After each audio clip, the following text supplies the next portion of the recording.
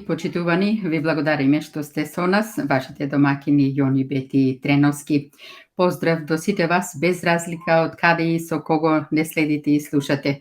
Се надеваме дека ќе останете со нас се до крајот и на оваа емисија на Македонски корени, почитувани. Наредниве минути, како и секоја емисија, така и денес ги посветуваме на разговор со нашите гости, а наш денешен гостин, како што и ви најавивме на промотивното видео кое го постиравме пред некои 40 на часа, но и на самиот почеток на емисијава, е господја Велика Стојкова Серафимовска, етномузиколог, УНЕСКОв лиценциран експерт за нематеријалното културно наследство, но и пратеник во Собранието на Република Македонија од редовите на ВМРО ДПМНЕ. Се надевам дека се е во ред со линковското повразување. Ако се слушаме, господја Серафимовска, добро ви утро и добро ни дојдовте на уште една заедничка средба на македонски корени. Ни причинува задоволство и чест што сте заедно со нас и со сите оние кои во овие моменти не слушаат и гледаат. Добро утро на сите слушатели и сите гледачи, добро утро на нашата македонска диаспора во Австралија, но и ширум светот. Се надевам се слушаме, да, си е во ред? Да, одлично, повелете. Мене ми е задоволство повторно да бидам гостин во вашето студио и ви благодарам за сите заложби што ги правите во однос на македонската диаспора ширум светот. Добро утро и од мене, господја Серафимовска. Се надеваме дека и денес ќе имаме плодна дискусија и ќе го задржиме вниманието на сите оние кои што не следат и слушаат во овие моменти. Со оглед на тоа колку интересна состојбата во Македонија, мислам дека да ќе го задржиме вниманието. Денешниот разговор ќе го водиме во две различни насоки. Едната е поврзана со теми од политиката, а другата тема, односно теми, не се поврзани со политиката. Најпрво би сакале да почнеме со она што не е директно поврзано со политиката. Оваа година, поточно пред околу 2 недели, УНЕСКО прослави 75 години постоење. По тој повод во јавноста излезе едно видео, кое видео за нас овде барем со Бети побуди некако чудни и мешани емоции. Пред се поради вокабуларот кој го користи Министерката за култура, например дека Северна била членка на УНЕСКО од 1990 година, иако таа срамна кованица ни ја наметна само пред 3 години и тоа со користење на балкански методи спротивно на волјата на македонскиот народ. За ова видео ми се чини дека некаде сретнавме дека и вие исто така изреагиравте. Ќе сакате ли да ни кажете што беше тоа што вас ве донесе во ситуација да изреагирате така како што изреагиравте? Ги отсликува ли ова видео спот вистинските вредности и богатство, односно природното и културно наследство на Охрид и Охридскиот регион? Ви благодарам многу за прашањето. Да, пред некое време се прослави и си уште трае прославата на УНЕСКО за својот 75 годишен јубилеј. И да, како и сите држави, така и Македонија подготви на поздравно видео со одветен говор. Говорот на министерката беше претходно кажан, а во видеото наративот го кажува сосема друг, не е министерката за култура, но целото видео, целата продукција на Министерството за култура. Знаете како вие велите да не почнеме со политички теми, меѓутоа во Македонија во моментот политиката е замешана во сите теми, во сите области. И токму ова видео и покрај тоа што беше наменето за култура, односно за УНЕСКО, најголемата светска организација која што е посветена на уметноста, науката, културата, образованието, ние и повторно и овде видовме едно претенциозно видео во кое што на некој начин изостана оние карактеристични елементи добра кои што Македонија ги има впишано на листите на УНЕСКО, но се директно поврзани со македонскиот идентитет. И сега, знаејќи што се случува во изминативе неколку години, знаејќи како оваа влада не покажува доволно грижа за заштита, за чувување и одржување на македонскиот идентитет, меѓутоа на идентитетот на сите граѓани што живеат во Македонија. Оттаму не зачудува ни видеото во кое што наместо да се пофалиме со сето она богатство што го имаме впишано во УНЕСКО, ние, односно Министерството за култура одбра поинакви кадри, поинакви добра да прикаже. Да, јас реагирав, не реагирав само јас, имаше неколку мина други колеги во Македонија кои што реагираа на ова видео, бидејќи не е Македонија земја во која што има запишана добра само Охрид и Охридскиот регион, туку ние имаме вкупно 7 добра впишани на УНЕСКО, од кои што не видовме практично само едно видовме во тоа видео. Имаме впишани уште 5 нематеријални културни добра и мојата најголема болка практично беше зошто тие не се вклучени. Кога, ако ги погледнете другите видеа што беа достапни од другите земји, ќе видите дека тие токму се фалат со она што го има спишано од областта на нематеријалното културно наследство, бидејќи тоа е тоа живо културно наследство кое што го изразува директно идентитетот на носителите. Особено уште во првата реченица може да кажеме дека видеото односно наративот не е точен, бидејќи во 1993 година ние немавме променето име. Нашето име беше Република Македонија кога влеговме во УНЕСКО официјално, а доколку видиме и претходно за време на Југославија, значи ние сме, бидејќи Југославија е еден од основачите на УНЕСКО, значи ние како Македонија сме дел од УНЕСКО 75 години, од 93-та и официјално, но како Република Македонија, не како она што го кажуваат нели со таа придавка на С, што ние не сакаме да изговориме никако. Така да, ова видео се совпаѓа со целата таа реторика на моменталната влада, предводена од премиерот во оставка, така што ми е Велина Зоран Заев. И оттаму дојде тој револт, бидејќи очигледно дури културата се меша во политиката и дури преку културата сакаат да се исполнат нечии желби, дали се тоа желби на соседите или желби на некој од внатре, тоа доправа треба да се открие и да се види. Господја Серафимовска, саботата која ни доаѓа поточно на 27 ноември се навршуваат 7 години откако орото Копачка е на репрезентативната листа на нематеријалното културно наследство на УНЕСКО. Од кога, односно од кое време потекнуваат првите николци на ова оро и од кој дел на Македонија потекнува орото, но и како го добило името Копачка? Ви благодарам многу на спомнувањето на овој навистина многу важен јубилеј, не само за граѓаните на жителите на Делчево, Делчевско и Пијаничкиот, Маличевско-Пијаничкиот регион, туку и за мене лично, бидејќи и покрај тоа што присуствував на сите 5 впишување на сите 5 нематеријални добра во УНЕСКО, Копачката некако не е најдрага, бидејќи некако најмногу и вложивме таму. Копачката е социјално оро, соборско оро. Утре, поточно е Свети Архангел Михаил на 21-ви, тоа е денот кога во Драмче се одржува големиот собор и каде најмногу се игра Копачката. Ние не можеме да кажеме точно од кога потекнува, бидејќи во фолклорот, во тој вид на културно наследство не можеме да тврдиме со прецизност од кога е, како што може например во археологијата со разни методи. Но според функцијата на самото оро и според тоа што представува за неговите носители, за играурците, односно за сите жители кои што го сметаат тоа оро за свое, можеме да кажеме дека станува збор за навистина една стара изворна фолклорна форма, значи како што е орото.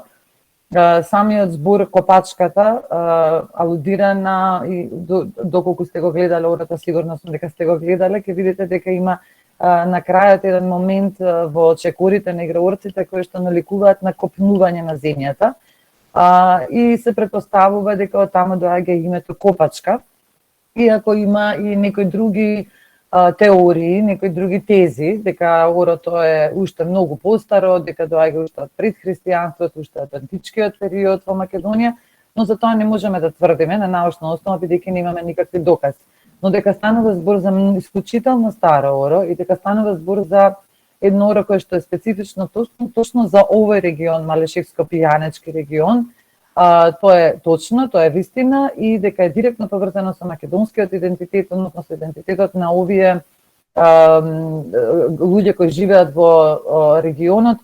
Тоа беше еден од критериумите да се впише орото во УНЕСКО, а ние бидејќи го задоволивме, бидејќи до ден денеска жителите на Делчево, на Драмче, на сите околни села, навистина се гордеат со тоа дека Копачката е впишана на УНЕСКО. Пред 7 години на денешен ден беше исклучително весело, исклучително народот беше многу среќен. Јас се сеќавам дека во моментот кога се впиша во УНЕСКО, ние веднаш им ги известивме жителите на Делчево, на Драмче, на Пијанец и дека целата таа ноќ ропаа тапаните, како што викаат они, во цело Делчево, свираа зурлите, народот се радуваше и тоа беше навистина еден убав момент, еден убав дел од македонската современа историја пред 7 години, да, кога ставивме печат, се запишавме во светската мапа, како македонци, како со македонски идентитет, со македонско културно наследство, со македонска музика и македонски гора. Така да, ако се вратиме пак на политиката, јас постојано кажувам, кога велат овие ќе на уништат, ќе не ги избришат идентитетот, тоа не може да се случи, бидејќи ние во светската мапа сме впишани како посебен народ, со посебни своји карактеристики, со посебни своји културни изрази, со свој добра, а тоа не може така едноставно и лесно да се избрише под притисок на било која политика. Тоа е веќе малце на повисоко ниво на УНЕСКО. Дека ни е честит јубилејот на сите македонци, на Македонија, но најмногу на делчевци и на жителите на Драмче, Пијанец, Малешевијата и целиот тој источен регион каде што се игра ова ора. Така. Во средата се одбележа 50 годишнината од УНЕСКОвата програма за човекот и биосферата и воспоставувањето на светската мрежа на биосферни резервати. Ке сакате ли накратко неколку зборови за оваа мрежа, во која мрежа учествува и Македонија и кој биосферен резерват на Македонија е впишан во оваа мрежа? Ова е една програма која што 50 години веќе работи, тоа е програма која што е поврзана со човекот и планетата, односно со човекот и биосферата. Тоа е исто една од поважните програми на УНЕСКО, на која што особено овој период кога гледаме што се случува со екологијата и со животната средина на глобално ниво, ова програма станува многу актуелна и многу важна. Во 2014 година Македонија го впиша Охридско-Преспанскиот регион како пограничен регион заедно со Албанија во оваа листа на биосферни резервати, зошто бидејќи навистина овој дел од Македонија, овој југозападен дел од Македонија, Охридско-Преспанскиот регион изобилува со уникатна природа, со ендемични видови на билки, но и на жив свет. И токму заради таа недопреност, токму заради таа уникатност, токму заради таа сочуваност на природата во овој регион, во 2014 УНЕСКО ја прифати македонската апликација и го впиша доброто на својата листа на мрежени практично биосферни резервати. Околу 727 се впишани вакви резервати во светската листа. Она што е интересно е што само 22 се погранични, како што е нашиот, бидејќи станува збор за меѓугранична, односно погранична зона помеѓу Македонија и Албанија, така го опфаќа тој природен масив. И е за жал, јас повторно ќе кажам за жал, бидејќи ете гледате до 2014, 2015, 2016 се работело многу, но никако од 2017 година наваму и ова апликација и овој момент на кој што ние треба да се гордееме никако како и да замре, па еве пред неколку дена кога беше 50 годишнината и кога УНЕСКО го прославуваше тоа со едно мото It's about life, за животот се работи. Во Македонија ние не видовме ниту една владена институција, освен новиот градоначалник на Охрид Кирил Пецаков кој што го поздрави ова, но ниту една друга владена институција не изреагира. И со самото тоа го гледаме и односот на државата кон ваквите заштитени добра. Дополнително, јас повторно ќе ја замачам малку политиката, бидејќи да, за жал, од политиката зависат многу работи во една држава, особено ваква помала држава како што е Македонија. Разочарувачки беше дека во моментов координатор на Охридско-Преспанскиот регион во кој што ќе се влеваат исклучително убави средства за одржување на тој природен резерват кој што бара посветеност и грижа, во моментов премиерот во оставка Зоран Заев го назначи како главен координатор Горијан Тозија, знаеме дека Горијан Тозија има не чисто минато, па дури и меѓународна кривична пријава која што произлезе од целиот тој скандал со филмот, со серијалот Македонија, па сега еве Јадран филм ја тужи Македонија, го тужи Горијан Тозија и Зоран Заев за непочитување на договорот.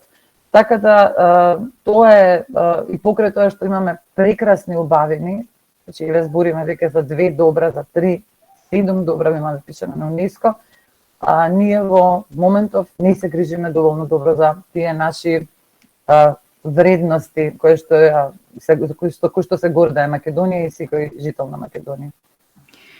Неодамна во јавноста излезе една информација и околу изградба на луксузни ски центри на Јабланица. На ваквата информација веднаш реагира од Светската организација за заштита на природата, како и од Екосвест, изјавувајќи дека ваквиот проект или планови се спротивни со заштита на природата и меѓународните стандарди. Каков е вашиот став околу оваа идеја, имајќи предвид дека пред 2 години споменикот на природата, Вевчански извори, кој се протега на 1370 хектари на планината Јабланица, го доби својот план за управување? Видете, како и се друго во изминативе неколку години, така и ова е малце чудна одлука да се гради, ски центар на Јабланица. Јас само ќе потсетам за еден претходен период, кога нели исто имаше некаква ваква најава за ски центар на Галиџица, па колку тогаш целиот сите оние нели загрижени граѓани се бунеа и рипна и со права се бунеа, значи не смееме да правиме такви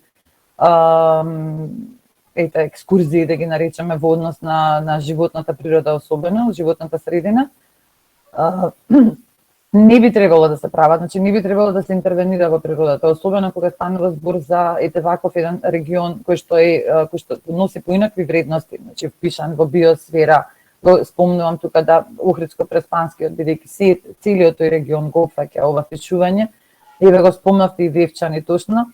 Значи грижата на природата, грижата на животната средина, одржувањето на животната средина каква што е, за да нам ни користи пред се на луѓето, а и на сите околу нас, бара посебна грижа, посебен менталитет, посебен начин на размислување. Вие има други начини на кои што може да се актуализира еден регион, значи постојат други механизми во кои што може да се заштити и промовира таа исклучително уникатна природа, но не на овој начин, значи не со модернизација која што ќе ја наруши природната средина, која ќе го наруши природните живеалишта на многу ендемични видови кои што живеат, и животински и растителни.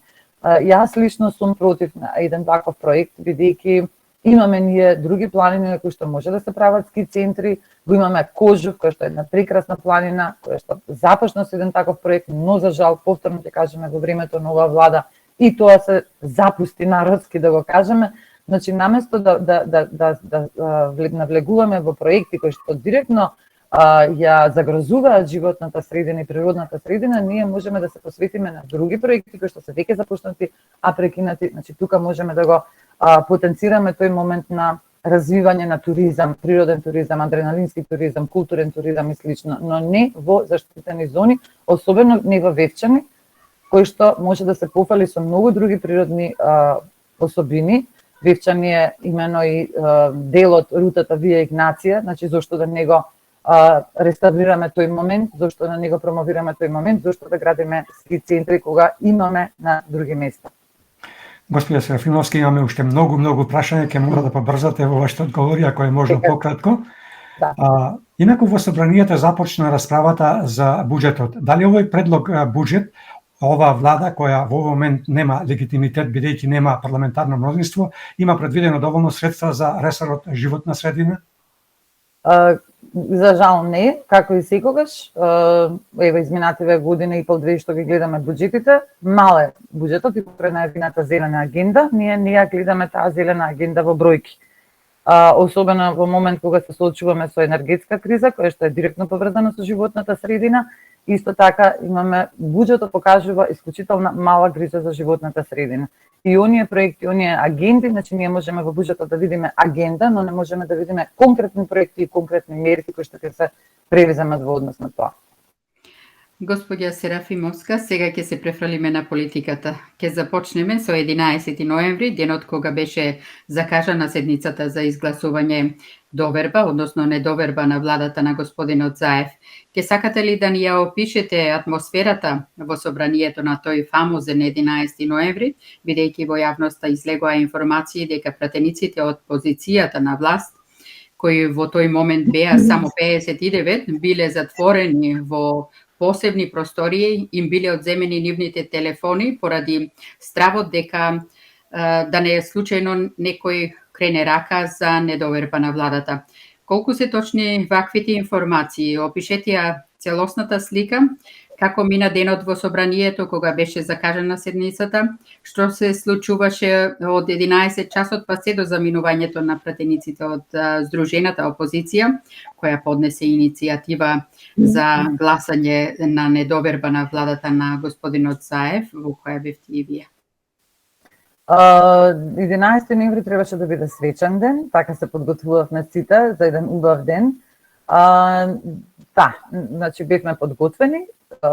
Здружената опозиција имаше обезбедено 61 потпис, значи станува збор за потпис, својрачен потпис, не е нешто што некој бил натеран да го направи, туку тоа е своеволно, со чиста совест и својрачен потпис. Но се случи тоа што се случи и веднаш од кога се констатираше дека колегата Кастриот Реджепи не е присутен и веднаш кога се обидоа и пратениците од Беса, неговите колеги да го добијат и кога видовме дека не може да биде добиен, дека стана јасно дека тоа е уште една од оние така наречени демократски алатки кои што ги користи Зоран Заев и СДСМ. Не знам што друго да коментирам, освен тоа дека денот навистина беше тензичен. Да, пратениците сите, можам да кажам дека овој пат сите 120 пратеници беа во парламентот, беа во зградата на парламентот, но не се појавија пратениците од власта, не се појавија натпред во седмицата и тука остава простор, токму овој факт остава простор за една дилема зошто не би се појавиле, доколку тие се сигурни во тоа што го сакаат, значи доколку се тие сигурни дека имаат стабилно мнозинство и дека Зоран Заев и владата на СДСМ се добри за оваа држава, да ја предводат и да ја водат, тие ќе влезеа внатре во собраниската сала и ќе гласа како што ќе гласа по своја собствена волја. Ваквото избегнување да се влезе во сала беше навистина скандалозно од типот од причина што зошто има потреба да се криете во ходници, зошто има потреба да сидите по канцеларија, дојдете во салата и ве сите заедно да гласаме и да видиме што ќе се случи. Но со самото тоа што не се појавија, остави простор навистина за големи дилеми. Интересно, да, сите пратеници, сите 120 беа во собраниската сала, ние се видовме со колегите, но за жал не присуствуваа внатре. И само можам да кажам дека ова беше навистина скандалозен ден за македонската демократија, бидејќи јас верувам дека во историјата на парламентаризмот се нема случајно председателот на собранието да ја затвори седницата која што не беше ни отворена, бидејќи не беше изгласан дневен ред, на целосно празна сала без пратеници. Значи тоа никаде во свет се нема случајно, практично на некој начин владата која што беше единствено присутна во собраниската сала, на која што председаваше Талат Џафери, како да си одржа седница во парламентот, што е целосно против сите демократски механизми и алатки што ги познава светот, бидејќи се знае дека собранието е законодавниот дом, владата е извршна, има извршна функција и тие две институции не смеат да бидат споени, ниту пак да бидат зависни една од друга. Но на 11 ноември тој четврток се покажа сосема спротивно, за жал. Ке мора повторно да ве опомениме да побрзаме малку. На закажаната седница не се усвои дневниот ред поради немање на кворум, а причината беше непојавувањето на пратеникот Кастриот Реджепи од засега неутврдени причини, но и поради тоа што спикерот Џафери ја напушти седницата кога требаше се гласа дневниот ред. Овие од власта упорно сега ја шират тезата дека нова иницијатива не можело да има во следниве 90 дена од денот кога требаше да се расправа за довербата, односно недовербата на владата. Што вели законот, уставот и деловникот за работа во случај како овој, кога не се изгласа ниту дневниот ред? Видите, тоа ние го дискутиравме деновите потоа. Во деловникот пишува дека не може 90 дена откако ќе се гласа. Значи, точно е наведено по гласањето за доверба или недоверба на влада. Значи, на таа седница не се случи гласање, не се случи ниту отварање на седницата, бидејќи не беше изгласан дневниот ред. Но без разлика што ќе се случи, ние веќе сме навикнати дека господинот Џафери, председателот на собранието, заедно со господинот Заев, имаат навистина чуден поглед кон деловникот и кон почитувањето на деловникот и законот за собранието. Се може да се случи, но она што тие не може да го избегнете дека во било кое време, значи не мора да се чека, во било кое време со 61 подпис повторно може да се побара интерпелација на влада. Така да која и да манипулација ја искористат во толкувањето и релативизирањето на деловникот и на законите, сепак имаме механизам тоа повторно да го направиме, секако во оној момент кога повторно ќе се соберат 61 подпис. Од она што сега го гледаме, комисиите во собранието работат, но како ќе се одрази работењето на пленарните седници? Кој е ставот на пратениците на ВМРО ДПМН? Ке им правите ли мнозинство на оние од владеачкото немнозинство за законите кои ги предлага владата, бидејќи како што знаеме, засега тие имаат само 59 пратеници? Во моментов не можеме да кажеме каква е нашата стратегија, бидејќи работите во Македонија се менуваат од час во час, од ден во ден. Факт е дека нема мнозинство, никој нема мнозинство. Факт е дека е чудна состојбата во собранието, бидејќи еве не се закажуваат седници, до душа мора да се каже дека во тек е процесот на разгледување на предлог буџетот за 2022 година и кога се разгледува предлог буџетот, тоа е консензуално донесена одлука да нема пленарни седници, да се посветиме исклучително на буџетот, бидејќи е навистина една од најважните работи. Ние нема да го почиме буџетот, бидејќи буџетот е за сите граѓани, ние нема да бидеме тие што ќе бидат виновни, како што на времето, доколку се сеќавате, имаше една таква скандалозно закачување на буџетот од страна на СДСМ во тој момент, но свесни сме дека на граѓаните им е потребно да помине буџетот, значи заради плати, заради пензии, заради сите работи. Сега што ќе се случува потоа, тоа не можеме да знаеме. Буџетската комисиската расправа се уште трае, ќе трае и целата наредна недела, а потоа ќе треба да се закаже пленарна седница. До тогаш, како што знаеме од најавите од овие изминати неколку денови, треба да се случат многу работи и да видиме кој ќе го има парламентарното мнозинство. Во јавноста се повеќе се говори околу влегувањето на алтернатива во коалиција со СДСМ. Господинот Гаши ја прифати јавно упатената покана од страна на премиерот во оставка Зоран Заев со цел формирање на парламентарно мнозинство и вчера се одржа таа средба Заев-Гаши. Засега нема конкретен договор, освен најавата за нова средба. Како ќе ја прокоментирате оваа средба? Што очекувате? Каква одлука ќе донесат од алтернатива? Тоа ќе оставиме на алтернатива, тие сепак имаат своји органи во политичката партија каде што ќе одлучат дали ќе го поддржат моменталната влада и на тој начин ќе обезбедат и мнозинство за истата, или ќе се приклучат кон оној силен опозицијски блок кој што е против заевизмот и против сето ова што го носи владата на Заев. Значи ние не збориме дека само Заев треба да замине, туку треба да замине заевизмот. Тоа значи дека целата оваа структура која што веќе 5 години ја уништува Република. Господја Серафимовска, имаме проблем најверојатно со интернетот. Ке се обидете ли уште еднаш да се приклучите?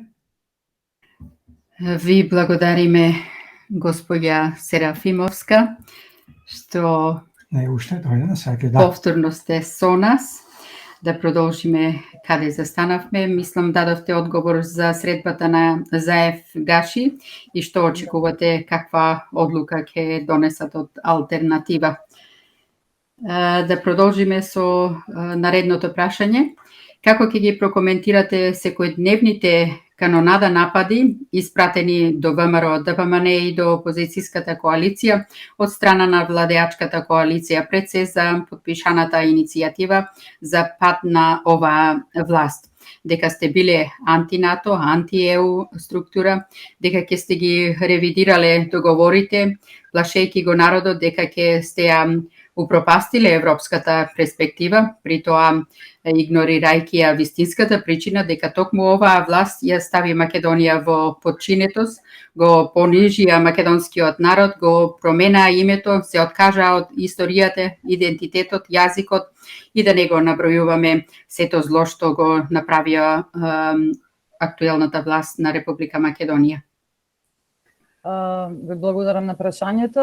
Знаете како од веќе 1,5 година ВМРО ДПМН покажува една исклучителна посветеност за добробит и за подобар живот во Македонија и за подобра иднина на нашите деца и на сите граѓани кои што живеат во Македонија. И во оваа 1,5 година навистина се покажа таа одлучност, детерминираност на ВМРО тоа да го спроведе на дел. Значи, Македонија во моментов се наоѓа во една многу девастирачка состојба. Значи, ние имаме здравствена криза, имаме економска криза, на повидок енергетска криза, политичка криза. Уште минатата година кога се прогласи оваа влада, значи кога сами се изгласа, се знаеше дека оваа влада нема да трае долго, дека е влада на стаклени нозе, дека нема соодветно 61 пратеник, значи тоа беше постојано цела година, еден не е присутен, па се одлагаат гласања, се закажуваат, презакажуваат седници. И сега во моментот кога ВМРО ДПМН направи еден навистина државотворен чекор, да ја заврши, да се стави крај на оваа транзиција, на сите транзицијски олигарси кои што се појавија изминативе 30 години, да стави крај на оваа криза на државата во која што пред се треба да се обезбеди подобар живот на граѓаните кои што живеат внатре во државата. Нормално дека политичарите од другата страна кои што се дел од таа транзицијска клика, од тој транзицијска олигарсија, дека не сакаат толку лесно да ги напуштат своите владени столчиња. И оттаму се и сите тие напади кон ВМРО ДПМН, особено затоа што претседателот на ВМРО ДПМН Христијан Мицковски покажа еден исклучително висок интегритет и посветеност на подобар живот за сите граѓани, подобар живот во смисла на подобри здравствени услуги, подобро образование, подобри плати, подобра безбедност во државата, чиста околина, чиста животна средина, значи сите оние квалитети на еден човечки живот кои што нас не прават среќни, не прават сигурни, задоволни, а со тоа и преку кои што можеме повеќе да работиме и да придонесуваме повеќе за нашата држава. И сега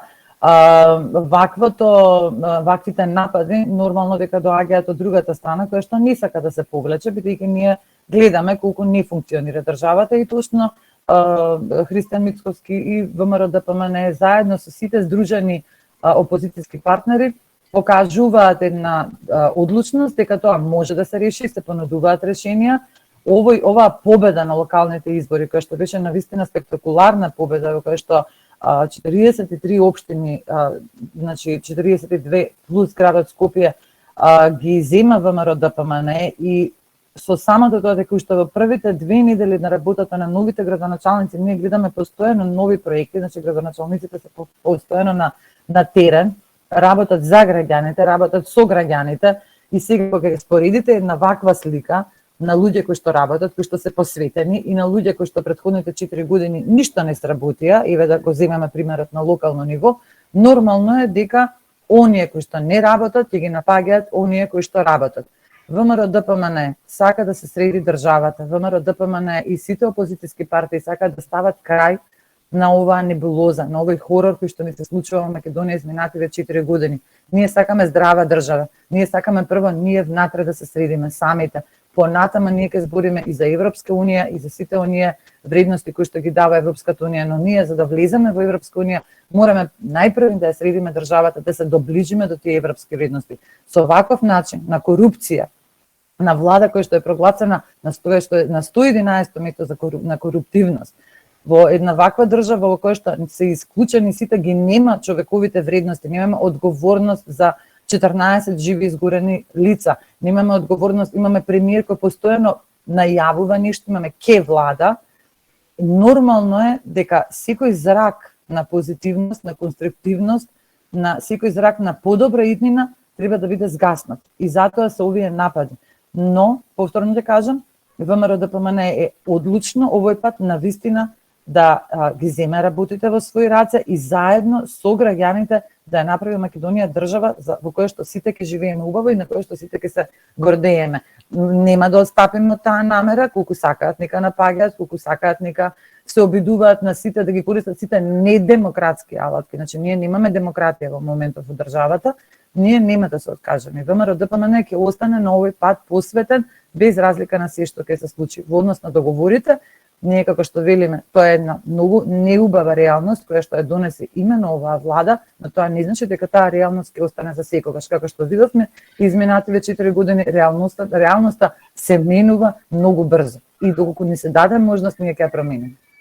Министерството за надворешни работи на Македонија пред се министерот Бујар Османи ја премолче не од денешната, но и за вчерашната иридентистичка изјава на председателот на Бугарија Румен Радев, кој за време на дебатата со независниот кандидат Анастас Герджиков на дебатата на Бугарската национална телевизија во пресред на вториот изборен круг, ја повтори скандалозната и иридентистичка изјава со која ги навреди македонците ширум светот со изјавата дека треба, цитирам, да запре кршењето на човековите права на бугарите во земјата и систематската дебугаризација што се води со децении, како и уништувањето и фалсификувањето на бугарското културно и историско наследство и пред да се искорени говорот на омраза во учебниците и написите на музеите и институциите во државните медиуми и МАНУ. Завршен цитат. Што има вие да кажете, господја Серафимовска, за ваквите идентистички изјави, но и за премолчувањето на македонското МНР пред се на господинот Бујар Османи, ако може да не е многу долго, меѓутоа зависи од тоа што сакате да кажете. Знаете како јас сум научник и ние научниците секогаш ги гледаме фактите, ги гледаме доказите. Значи, не може да се ваквите изјави од страна на нашиот источен сосед, кои што се изминативе, значи ние вакви напади имаме со децении веќе од Бугарија, го знаеме тоа, но со последниве 2 години при тоа страшно се актуализираше и тој говор од страна на бугарските политичари навистина го достигна врвот на недемократија и недипломатија. Не може да се продолжат вакви преговори на овој начин со негирање на постоење на еден народ. Не може, бидејќи ние навистина имаме историски докази за нашето постоење многу повеќе отколку што имаат бугарите во овој случај. Но како да ги коментираме овие изјави, освен да не ги коментираме? Мене, ако ме прашате, не ми треба да се коментираат. Гледаме дека тоа е против сите европски вредности, значи председателот Христијан Мицковски постојано го кажува тоа. Ние сакаме да се приближиме кон Европа и европските вредности, а ова што се случува со нашиот источен сосед се само не се не европски, туку човекови универзални демократски вредности. Гледате дека дури и колегите на господинот Радев, вчера беше на посета полскиот председател, кој што исто така самиот го осуди овој говор. Значи, од една страна тие бараат да се тргне никаков си говор на омраза, кој што не постои ниту во Македонија, ниту во македонските учебници. Од друга страна, самите тие го употребуваат истата таа реторика за која што тие велат дека не е во ред.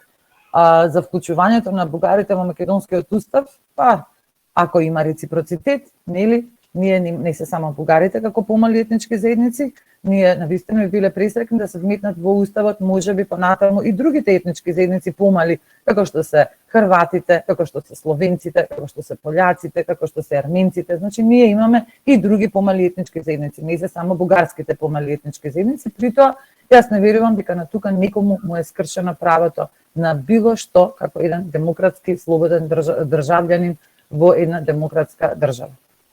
Господја Серафимовска, разговорот ќе го продолжиме со 12 блиц прашања, на кои очекуваме 12 одговори, но за 12 минути. Како ќе ја прокоментирате првата пресконференција, но и другите негови јавни настапи на мистериозно исчезнатиот Кастриот Реджепи? Ве убедили вас во она што говореше, но пред се дали ја убеди македонската јавност? Нас изгледаше многу конфузно, со многу контрадикции. Имајќи можност да го запознам колегата Кастриот Реджепи, сметам дека тој даде навистина збунувачки изјави, кои што укажуваат само на тоа дека неговата совест не е чиста, дека станува збор за човек кој што или бил уценет, или бил притиснат на некои други механизми да даде ваква изјава и да направи ваква постапка. Господја Серафимовска, каква е оваа власт со прогласена доверба без ниту еден народен пратеник во законодавниот дом? Сигурно нестабилна, нереална, фиктивна власт која што се обидува да остане на власт. Но на оние демократски алатки, оние законодавни алатки, ова власт повеќе не е легитимна, целосно делегитимизирана, почнувајќи од локалните избори, завршувајќи со 11 ноември, кога навистина не се изгласа ниту доверба, ниту недоверба на оваа власт. Можно ли да има парламентарно мнозинство во кое би се обединиле силите оние прогресивните, како што тие милват да речат, оние од СДСМ, мислам на ДУИ, Алијанса, Алтернатива и БЕСА? Според мене, моето лично мислење е дека тоа не би биле прогресивни сили, туку тоа би биле транзицијско-олигарски сили, кои што само ќе ја продолжат агонијата во која што живее Македонија изминативе 5 години.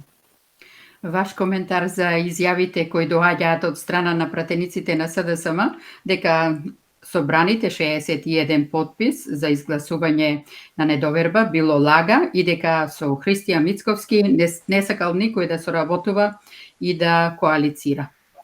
Апсолутно невистина се тие изјави, бидејќи 61 подпис имаше.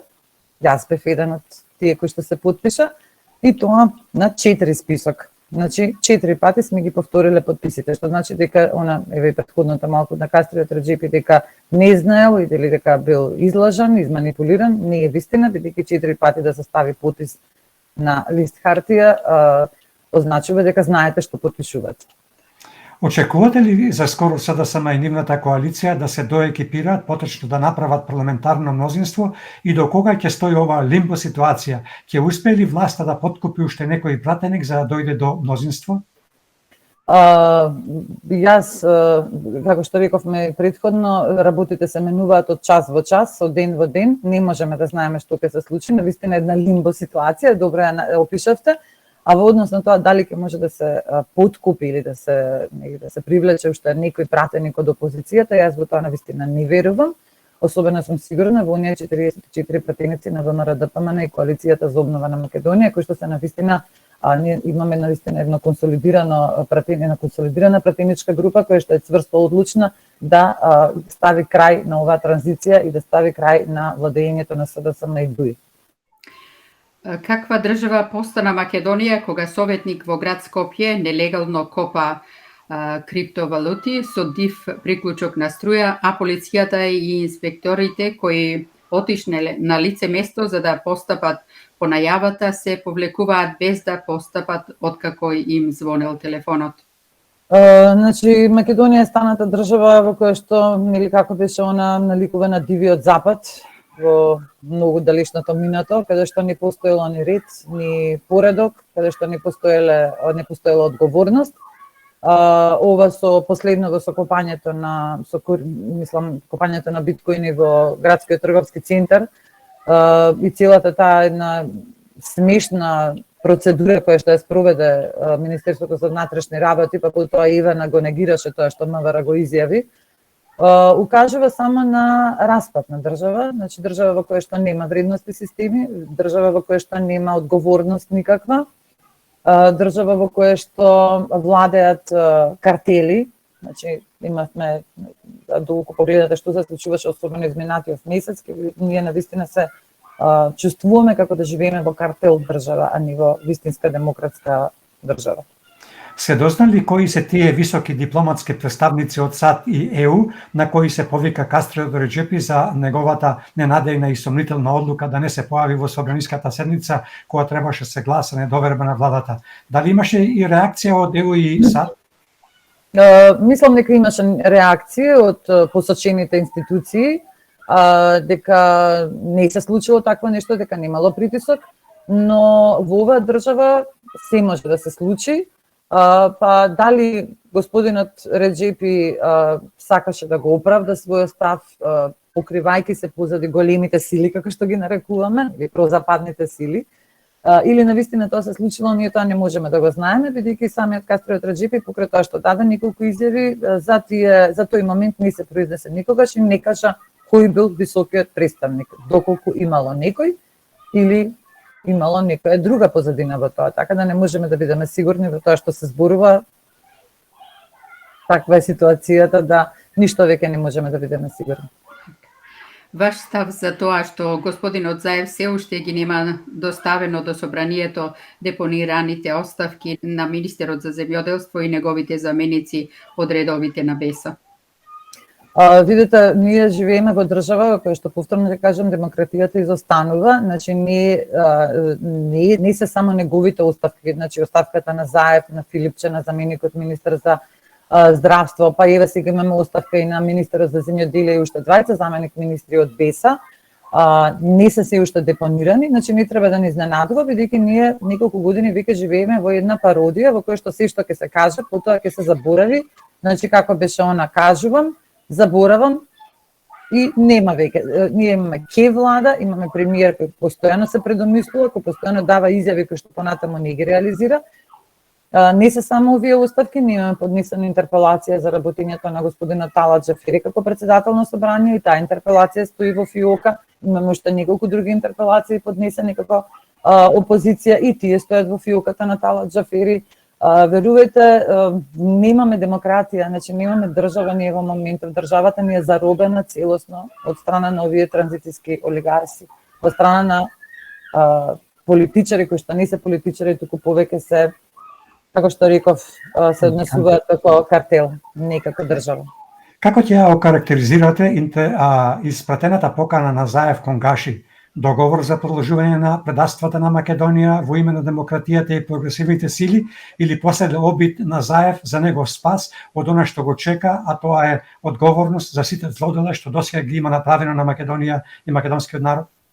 Мислам дека е она второто, дека е последниот обид, дека е последниот спас, затоа што ваквото поканување на господинот Гаши и ваквите изјави од типот на дека има и други пратеници, дека ќе се зголемува парламентарното мнозинство, ние ги слушаме една година веќе, но последниве неколку дена се интенсивирани и само укажува на една паника во владеачкиот блок, бидејќи крајот се гледа, крајот доаѓа и ќе дојде. Потпаролката на СДСМ Богданка Кузевска обелодени дека и на пратениците од ВМРО ДПМН им се нуди да бидат дел од парламентарното мнозинство. Дали вие добивте понуда и дали имате сознанија за такви понуди до други ваши колеги и колешки? Не, ниту јас сум добила понуда, ниту некој од моите колеги добил понуда, значи како што претходно наведов, опозицијата, особено ВМРО ДПМН и коалицијата Обнова за Македонија е многу цврста и детерминирана да стави крај на ова нечовечност што ни се случува во изминативе години. Не верувам дека ќе дојде до такво нешто, не верувам, навистина сум цврсто убедена дека нема да се случи тоа што се случи пред во 2019-18 година кога се гласаше за устава, за промена на уставот.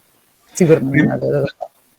Премиерот Заев по денешната средба со алтернатива рече дека во вторник ќе го свика одборот на СДСМ за да му се ефектуира оставката. Му верувате ли на неговата изјава или ова е уште една негова лага? Да видиме, да поверуваме. Јас лично не верувам, бидејќи ние постојано сме излажани.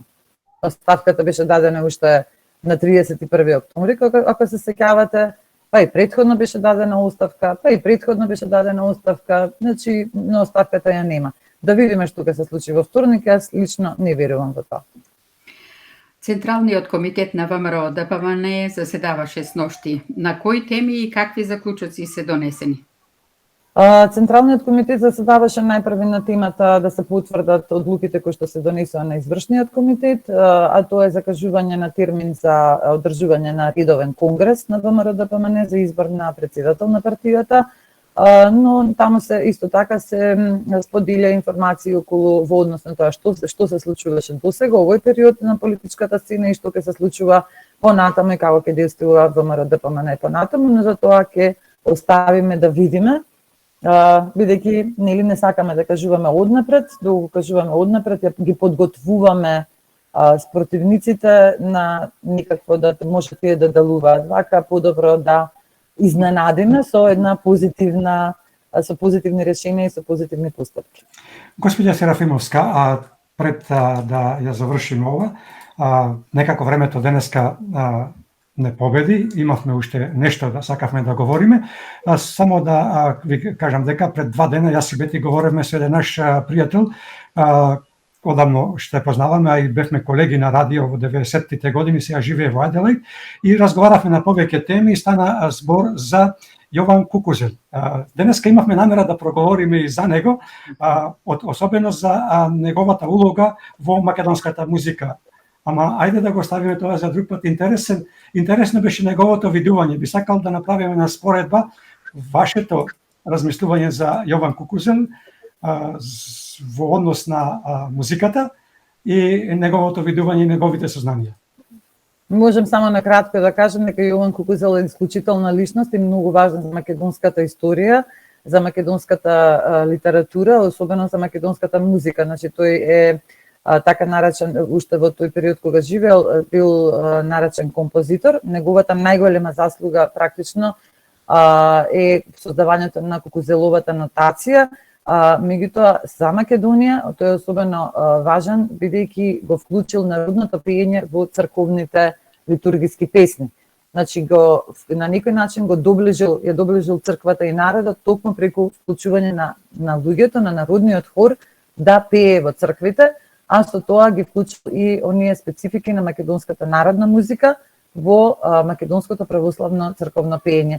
Затоа ние имаме разлика и затоа велиме кога сите тие тоа е сето византиско православно пеење, но спецификите зашто е македонско, зашто е грчко, зашто е бугарско, зашто е српско е токму заради вклучувањето на народната музика, на народните карактеристики на народната музика во црковното пеење. За Македонија Јован Кукузел е најзаслужен за тоа. И оттаму е навистина една уникатна и исклучителна личност во македонската историја. Ви благодариме, господја Серафимовска, за одвоеното време и учеството во емисијава. Имајте си убав остаток од викендов, останете ни во добро здравје, пријатно до слушање и секако до видување овде на Македонски корени. Ви благодарам многу на поканата, темите се навистина широки и исцрпни, има многу да се зборови, затоа времето секогаш не е мало. Поздрав до сите слушатели, гледачи, познат до македонската диаспора секаде во светот. Поздрав до вас и благодарам за поканата. Пријатно остануваме во контакт.